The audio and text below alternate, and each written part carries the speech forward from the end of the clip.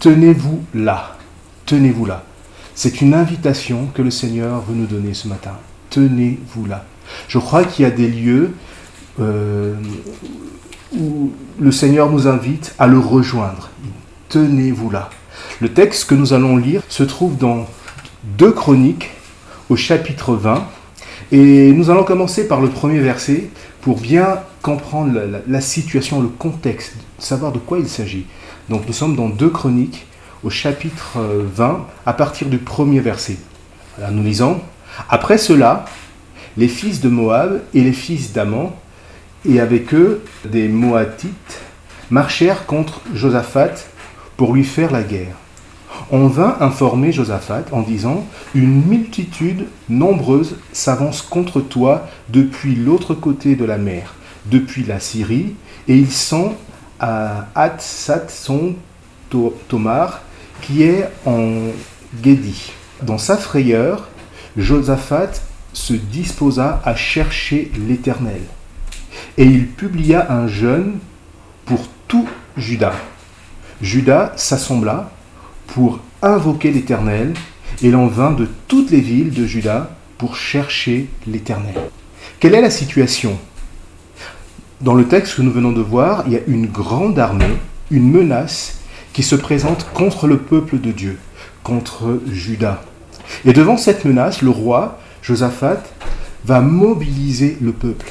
Ils vont se mobiliser. Il nous est dit qu'ils vont se mettre dans un jeûne et dans la prière pour invoquer le Seigneur, invoquer le secours de Dieu. Plus loin, dans ce même chapitre, à partir du verset 5 au verset 12, il y a une prière que Josaphat va faire. Mais par la suite, si on continue à lire un peu le récit, on va voir le Seigneur va répondre, Dieu va répondre. Nous sommes au verset 15. Voici ce qui se passe. Et Jasaziel dit « Soyez attentifs, tout Juda et habitants de Jérusalem, et toi, roi Josaphat, ainsi vous parle l'Éternel. Ne craignez point, ne vous effrayez point devant cette multitude nombreuse, car ce ne sera pas vous qui combattrez, ce sera Dieu.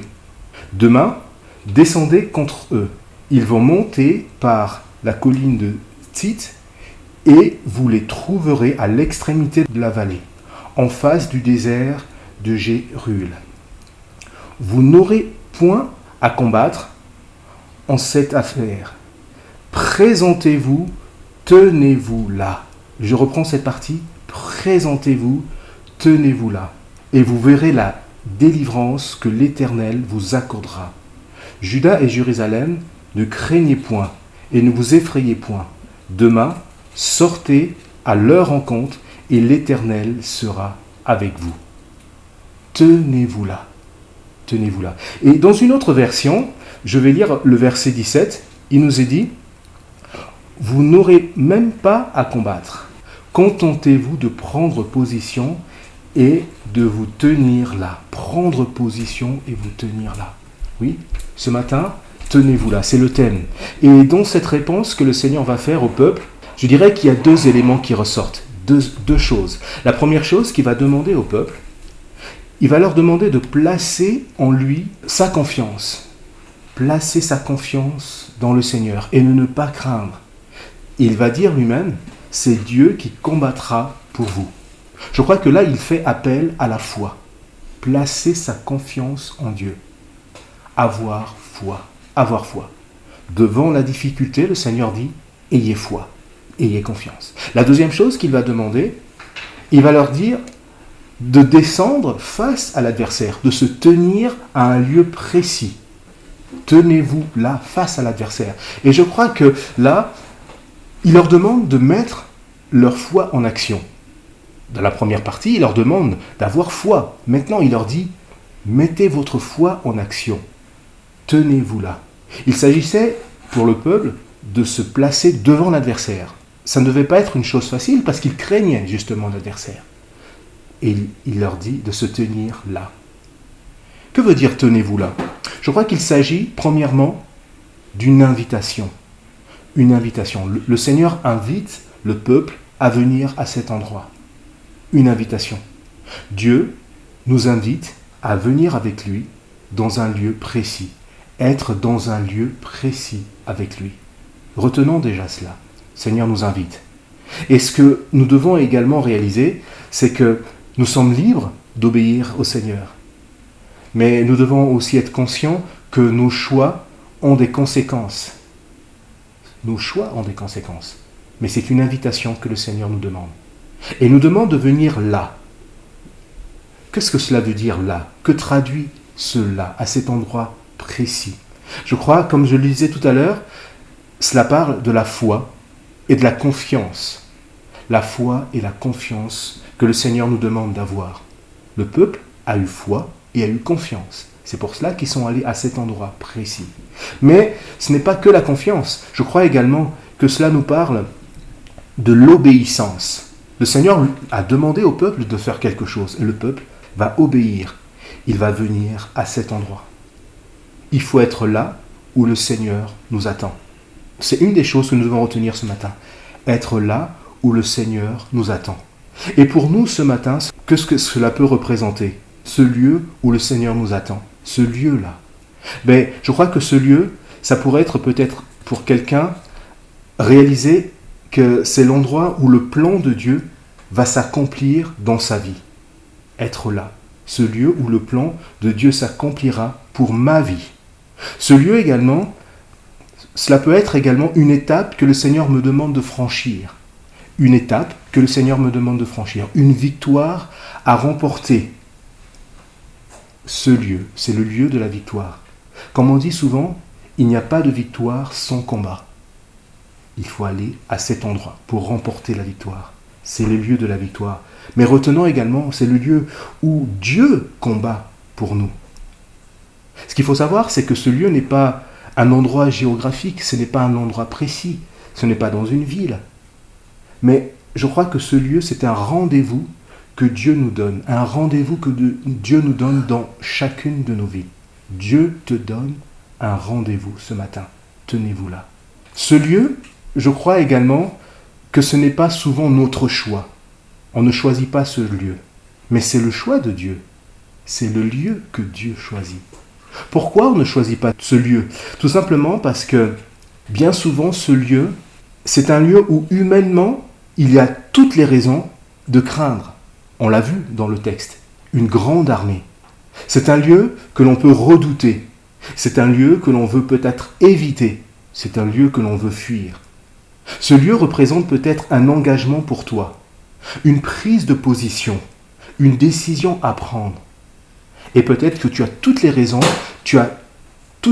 humaines de vouloir éviter cela. Mais le Seigneur te dit, c'est son choix. Pourquoi c'est son choix? Parce que c'est ce lieu où le Seigneur veut te révéler la réalité des choses, la réalité de ce qui se passe dans ta vie, la réalité de ce qui se passe dans ton cœur.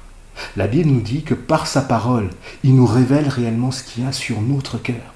Le Seigneur veut te révéler ce qu'il y a dans ta vie. C'est pour cela qu'il t'invite à venir dans ce lieu.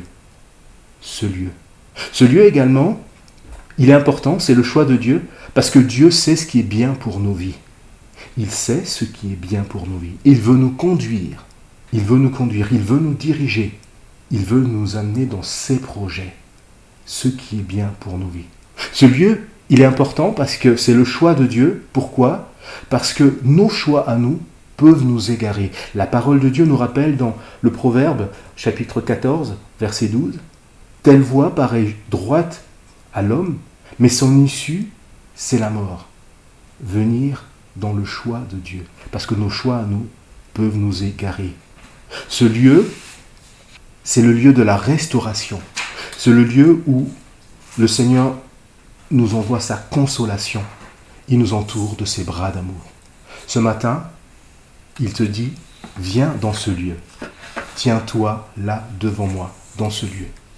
Si nous lisons la suite de ce récit, toujours dans Chroniques au chapitre 20, 2 Chroniques chapitre 20, si on va à partir du verset 20, le Seigneur précédemment, le Seigneur, on l'a vu, va répondre. Et là, nous allons voir que le peuple va se rendre au lieu que le Seigneur lui a demandé. Il va se rendre au lieu. Je vais lire le texte. Le lendemain, Ils se mirent en marche de grand matin dans le désert de Tekoa. À leur départ, Josaphat se présenta et dit « Écoutez-moi, Juda, habitants de Jérusalem. Confiez-vous en l'Éternel, votre Dieu, et vous serez affermis. Confiez-vous en ses prophètes, et vous réussirez. » Puis, d'accord avec le peuple, il nomma des chantres qui, revêtus d'ornements sacrés et marchant devant l'armée, célébraient l'Éternel, célébrant l'Éternel, et disant « Louez l'Éternel, car sa miséricorde dure à toujours. » Et la suite, au moment où l'on commençait les chants et les louanges, l'Éternel plaça une embuscade contre les fils d'Ammon et de Moab et ceux de la montagne de Séir, qui étaient devant Juda, et ils furent battus. Ce qui est beau, c'est qu'il nous est dit, au moment où l'on commençait les chants, l'Éternel plaça une embuscade. L'Éternel va intervenir au moment où il commence les chants. C'est dans ce lieu où le Seigneur a invité le peuple, que le Seigneur va combattre, que le Seigneur va intervenir. Finalement, qu'est-ce qu'il avait de particulier ce lieu? Comme je disais tout à l'heure, c'est le lieu où le Seigneur veut te rencontrer. C'est le lieu où le Seigneur te demande de mettre ta foi en action. C'est un lieu où Dieu veut répondre. Dieu veut intervenir. C'est dans ce lieu également que, comme je le disais tout à l'heure, le Seigneur va combattre et il nous donne la victoire. C'est dans ce lieu, on l'a vu ensemble, que l'on loue le Seigneur, qu'on va l'exalter pour ses œuvres, pour ce qu'il va faire dans nos vies. Tenez-vous là. On voit que dans un premier temps, ce lieu peut être synonyme de difficulté. On l'a vu pour le peuple. Ce lieu peut être également être synonyme d'épreuve, de combat. Peut-être pour quelqu'un, ce lieu est synonyme de défaite. Mais quand on place sa foi dans le Seigneur, alors ce lieu devient le lieu de la victoire, le lieu de la délivrance, le lieu où Dieu va intervenir. J'aime bien dire cette phrase, nos difficultés et nos épreuves sont des opportunités pour Dieu pour manifester sa gloire dans nos vies. Ce matin, le Seigneur nous invite dans un lieu. Pour aller plus loin, nous allons voir 3 lieux. Et je crois que ces 3 lieux représentent peut-être des endroits différents, mais peut-être chacun pourra s'identifier dans un de ces lieux. Ces lieux où le Seigneur t'invite ce matin. 3 lieux différents. 3 exemples que l'on va voir dans la Bible. 3 lieux. Le premier lieu que nous allons voir, c'est le désert. Dans la Bible, nous voyons plusieurs exemples de désert où le Seigneur invite son peuple, invite son serviteur à le rejoindre dans le désert. Nous savons que le peuple d'Israël a erré 40 ans dans le désert et il a fallu, au bout de 40 ans, qu'une nouvelle génération se lève. Et c'est cette nouvelle génération qui va rentrer dans Canaan. Pour le peuple d'Israël, ce désert a été un temps de renouvellement. Il a fallu qu'une nouvelle génération rentre dans le désert. On a un autre exemple encore de désert avec le prophète Élie. Connaissant bien cette histoire, il va remporter une grande victoire face au prophète de Baal et par la suite, il va fuir devant Jézabel parce qu'il va craindre pour sa vie. Et il va s'enfuir dans le désert. Et là, dans le désert, il va même souhaiter la mort. Mais le Seigneur va le rejoindre dans le désert et va le restaurer. Il va le renouveler, le désert. L'exemple que je veux retenir ce matin, c'est celui du prophète Osée. Osée, c'est un prophète qui va vivre quelque chose de particulier. Le Seigneur va lui demander de prendre pour femme une femme de mauvaise vie, une femme prostituée, une femme infidèle. Et il va la prendre pour femme. Il va avoir des enfants avec elle. Et en fait, au travers de cette relation, le Seigneur voulait montrer la relation que lui, Dieu, avait avec son peuple. Parce que son peuple était infidèle. Une femme infidèle. Et au chapitre 2, verset 16, voici ce que le Seigneur va dire à cette femme. Il va dire, « C'est pourquoi je veux l'attirer et la conduire au désert. Je parlerai à son cœur. Je reprends, c'est pourquoi, voici, je veux l'attirer et la conduire au désert, et je parlerai à son cœur. La conduire au désert. Le désert, c'est un endroit difficile. Et quand on lit la suite du chapitre, on voit que dans ce désert, le Seigneur va lui retirer plusieurs choses. Elle va se retrouver dans une situation de dénuement, et cela va permettre à ce que le Seigneur puisse l'interpeller. Le Seigneur va la ramener à l'essentiel. Le désert, c'est un lieu de souffrance, un lieu de difficulté. Dans le désert, les journées sont chaudes, les nuits sont froides. Un lieu difficile. Le désert, c'est un lieu de manque. Dans le désert, ce qui manque, c'est ce qui est nécessaire. Il manque l'eau, il manque l'alimentation, il manque l'abri, il manque le nécessaire.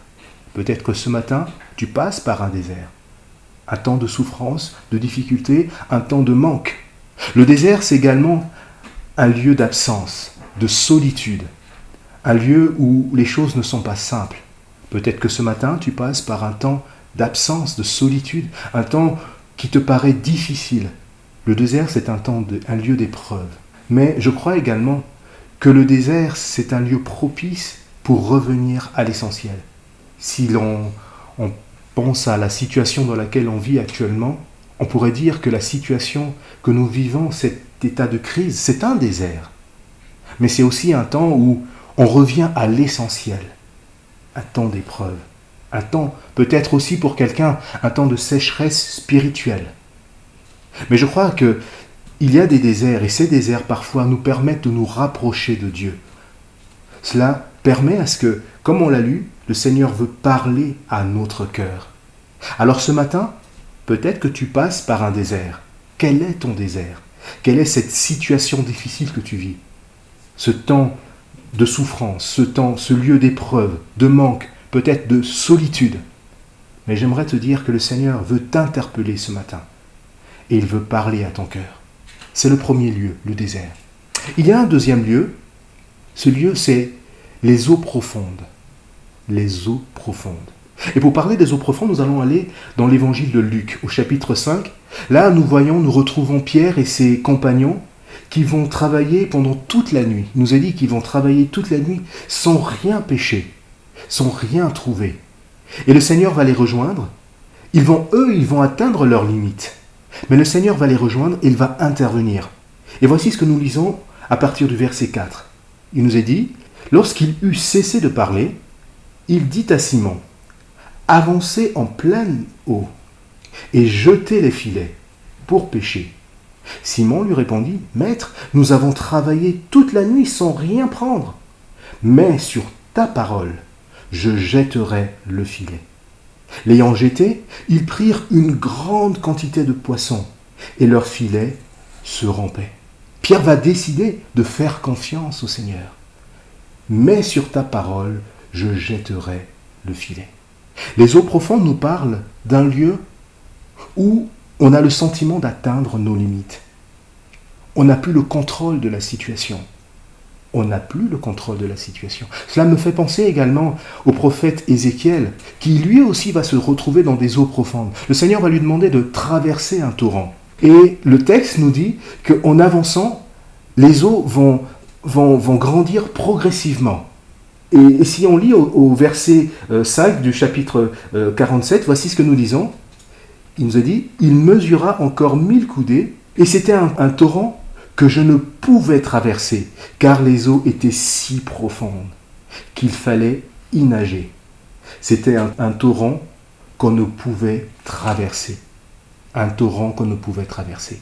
Les eaux profondes nous parlent de ce lieu où on a le sentiment de ne plus maîtriser la situation.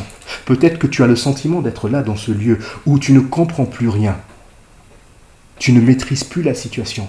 Tu atteins tes limites. Comme Pierre. Mais j'aimerais te dire que ce matin, même si tu as le sentiment que tes raisonnements sont ébranlés, mais justement, c'est le lieu du miracle. Ce lieu où nos raisonnements sont ébranlés au profit de la parole de Dieu. Les eaux profondes, c'est le lieu du miracle.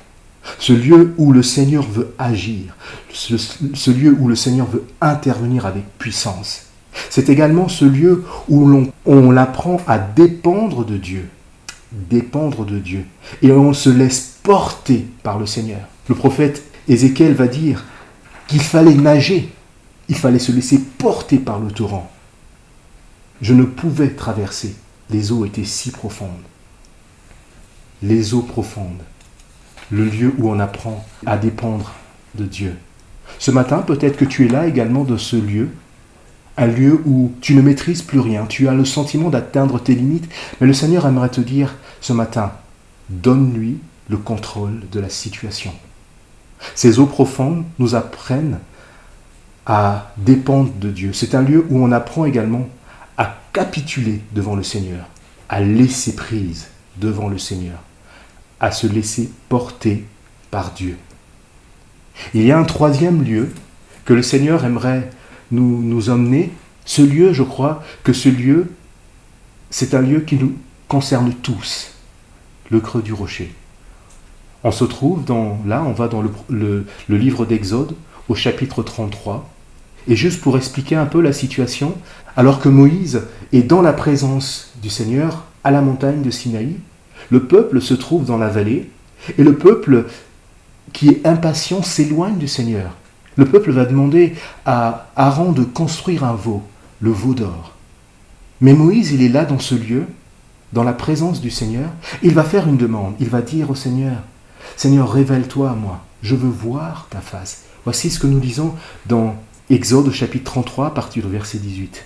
Moïse dit, fais-moi voir ta gloire. L'Éternel lui répondit, je ferai passer devant toi toute ma bonté, et je proclamerai devant toi le nom de l'Éternel. Je fais grâce à qui je fais grâce, et miséricorde à qui je fais miséricorde. L'Éternel dit, tu ne pourras pas voir ma face, car l'homme ne peut me voir et vivre. L'Éternel dit, voici un lieu près de moi. Voici un lieu près de moi. Tu te tiendras sur le rocher. Quand ma gloire passera, je te mettrai dans le creux du rocher, et je te couvrirai de ma main, jusqu'à ce que j'aie passé. Voici un lieu près de moi, tu te tiendras sur le rocher. Dieu se révèle à Moïse dans le creux du rocher. Plus loin, dans le chapitre 34, on va voir que c'est dans ce lieu également que Dieu va donner les tables de la loi, les tables de l'alliance. C'est dans ce lieu que l'Éternel fait alliance avec son peuple. Il fait alliance, il s'engage. Le creux du rocher, c'est le lieu où l'on recherche la présence de Dieu. Moïse va dire, fais-moi voir ta face. Dieu se révèle à Moïse. J'aimerais ce matin nous encourager à tous rechercher ce lieu, le creux du rocher. Ce lieu où on recherche la présence du Seigneur. Le prophète Jérémie dira, au chapitre 29, au verset 12, c'est le Seigneur qui parle, « Vous m'invoquerez et vous partirez, vous prierez et je vous exaucerai. Vous me chercherez et vous me trouverez, si vous me cherchez de tout votre cœur. Je me laisserai trouver par vous, dit l'Éternel, si vous me cherchez de tout votre cœur. » Le creux du rocher, c'est ce lieu où Dieu veut nous protéger, ce lieu où Dieu veut nous consoler, ce lieu où Dieu veut nous reconforter, il veut nous bénir. Ce matin, le Seigneur nous invite à venir dans le creux du rocher. C'est là où il nous montre son amour, sa bonté, sa miséricorde. Il va dire à Moïse, je ferai passer devant toi toute ma bonté. C'est dans le creux du rocher. C'est ce lieu où Dieu veut nous couvrir de sa main puissante et bénissante. Il va dire à Moïse, je mettrai ma main sur toi, je te couvrirai de ma main puissante. C'est ce lieu où Dieu veut nous restaurer, le lieu de la restauration. C'est également ce lieu où Dieu veut manifester sa gloire et sa présence dans nos vies. Ce matin, le Seigneur nous invite dans le creux du rocher. Dieu t'invite ce matin dans le creux du rocher. Nous avons besoin de venir et de rechercher sa place. Dieu veut se manifester. Je dirais que le creux du rocher, c'est un lieu où chacun de nous, chacun, doit rechercher, doit venir et se placer devant le Seigneur. Viens dans ce lieu et le Seigneur veut te renouveler. Pour finir, je dirais, en conclusion, le Seigneur dit « tenez-vous là ». Et nous avons vu que le Seigneur veut nous conduire dans certains lieux. Et le Seigneur permet que nous nous trouvions parfois dans certains lieux. Nous ne comprenons pas toujours pourquoi. Mais j'aimerais dire que le Seigneur te dit « tiens-toi là dans ce lieu ». Parce que c'est dans ce lieu que je veux agir. Et on a vu que ce lieu, c'est tout d'abord une invitation. Le Seigneur nous invite. Une invitation. Nous sommes libres. La Bible dit, le Seigneur dit dans Deutéronome chapitre 30, verset 19, « Je mets devant toi la vie ou la mort, la bénédiction ou la malédiction. » Mais il dit, « Choisis la vie afin que tu vives. » Dieu nous aime et nous invite à nous placer, à venir. Mais c'est notre libre arbitre, nous sommes libres de le faire. Ce lieu où le Seigneur nous invite, ça peut être un lieu où le Seigneur veut nous montrer ce qui ne va pas bien dans nos vies. On l'a vu également, que c'est un lieu où le Seigneur veut nous parler. Il veut nous révéler les choses. La Bible nous dit que toute l'écriture est inspirée de Dieu et utile pour enseigner. Ce lieu, le Seigneur veut t'enseigner. Il veut t'enseigner quelque chose dans ta vie. Pour convaincre. Le Seigneur veut peut-être te convaincre, pour t'amener à réaliser quelque chose, pour corriger. Il y a peut-être quelque chose à corriger dans ta vie, pour instruire dans la justice, afin que l'homme de Dieu soit accompli et propre à toute bonne œuvre. Dans ce lieu, je dirais que finalement, c'est le lieu de la victoire, mais ce lieu, c'est tout simplement la croix. Le Seigneur veut t'inviter peut-être ce matin à revenir à la croix. C'est peut-être pour quelqu'un un lieu d'épreuve, un lieu de difficulté. Mais l'apôtre Jacques nous rappelle dans son épître, « Mes frères, regardez comme un sujet de joie complète les diverses épreuves auxquelles vous pouvez être exposés, sachant que l'épreuve de votre foi produit la patience. Mais il faut que la patience accomplisse parfaitement son œuvre, afin que vous soyez parfaits et accomplis sans faillir en rien. » C'est peut-être un lieu d'épreuve, mais le Seigneur te dit qu'il veut faire grandir ta foi dans ce lieu. Il veut faire grandir ta foi. Mais il veut également nous rappeler ce matin que dans ce lieu, il veut nous manifester tout son amour. Dans ce lieu, il veut nous manifester toute sa grâce, sa fidélité, sa puissance. Le Seigneur veut agir encore. Il veut faire grandir ta foi. Pour finir, je veux redire juste ce verset qu'on a lu déjà ensemble. Il nous est dit, « Présentez-vous, tenez-vous là, et vous verrez la délivrance que l'Éternel vous accordera. » Et comme je le disais tout à l'heure dans l'autre version, il nous est dit, « Prenez position, prends position. » Ce matin, le Seigneur te dit, « Prends position et tiens-toi là, car Dieu vient à ta rencontre pour agir. »